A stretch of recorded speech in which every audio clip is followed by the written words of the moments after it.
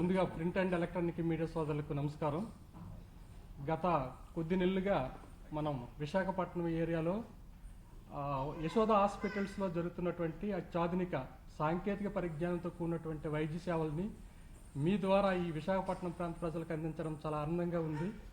ఈ సందర్భంగా యశోద హాస్పిటల్స్ తరఫున మీ అందరికీ ప్రింట్ అండ్ ఎలక్ట్రానిక్ మీడియా సోదరులకి ధన్యవాదాలు తెలుపుకుంటున్నాం. నా పేరు వెంకటరమణ రొకనాన.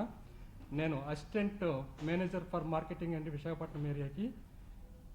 ఈ యశోద హాస్పిటల్లో జరుగుతున్నటువంటి అత్యాధునిక పరిజ్ఞానంతో కూడినటువంటి వైద్య సేవల్ని మీ ద్వారా ఈ ప్రజానీకరణకు తెలియజేయడం చాలా సంతోషం. ఈరోజు ఈ క్రమంలో Yashoda hospital unit Somajiguda unit నుంచి డాక్టర్ బి వివేకానంద గారు, ప్రముఖ ఆర్థోపెడిక్ డాక్టర్ గారు మన ముందు ఉన్నారు.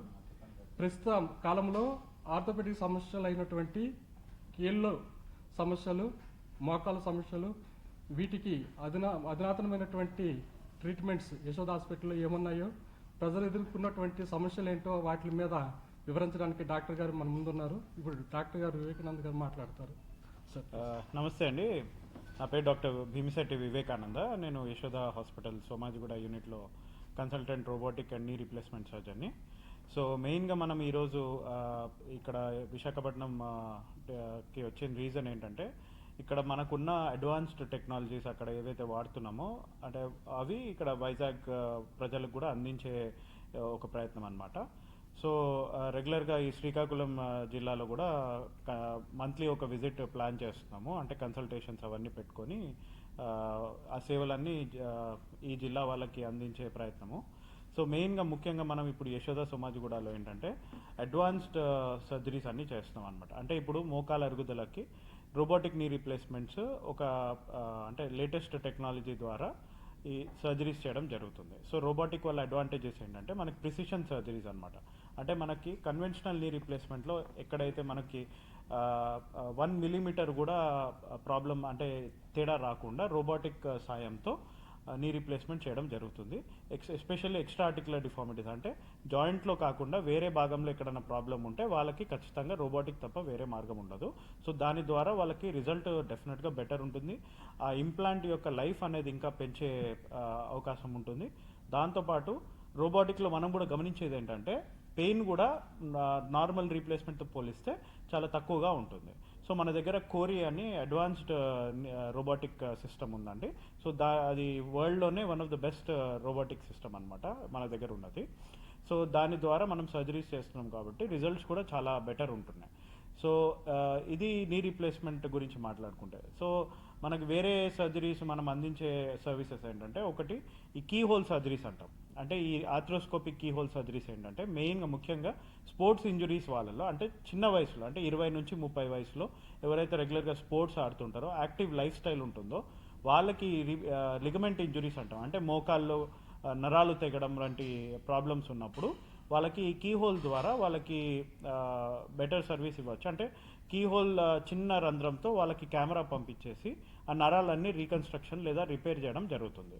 సో ఇది స్పోర్ట్స్ ఇంజురీస్ గురించి మాట్లాడతారు. సో మన భుజాలకి కూడా మనము సర్జరీస్ ఆఫర్ చేస్తున్నాము. సో భుజంలో ఏంటంటే 2 రకాలు ఉంటాయి. సో ఒకటి స్పోర్ట్స్ ఇంజురీస్ లేదా ఈ కింద పడి దెబ్బలు తగలడం వల్ల ఇంజురీస్ అయినప్పుడు వాళ్ళకి భుజాల్లో నరాలు తెగినప్పుడు కూడా వాళ్ళకి కీహోల్ సర్జరీస్ ఆఫర్ చేయడం జరుగుతుంది.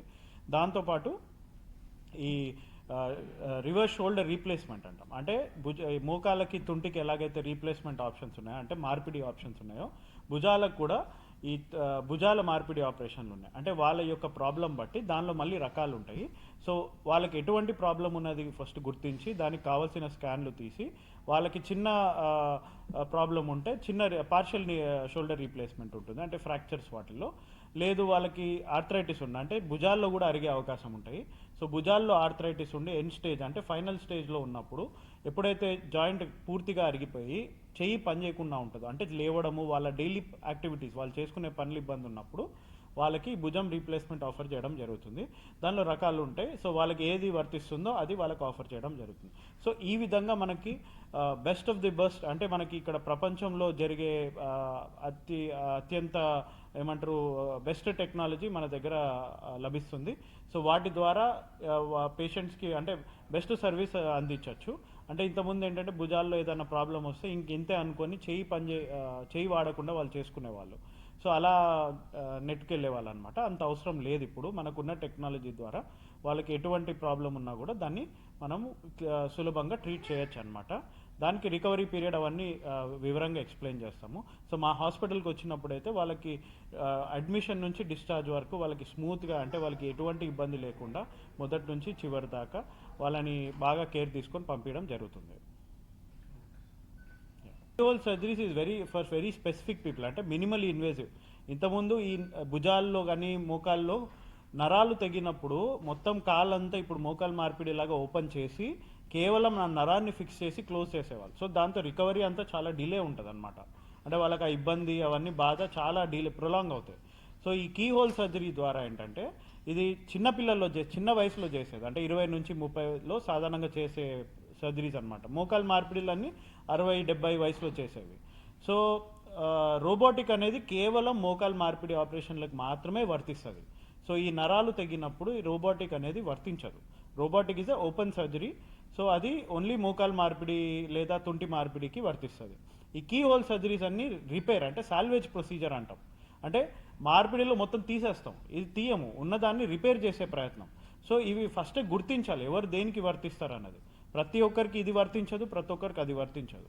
సో ఈ కీ హోల్ సర్జరీస్ అన్ని specifically ligament injuries, sports injuries వాళ్ళకి మాత్రమే వర్తిస్తాయన్నమాట. సో వాళ్ళకి స్పోర్ట్స్ ఇంజురీస్లో లేజర్ కానీ రోబోటిక్ కానీ అలాంటివి వర్తించవు.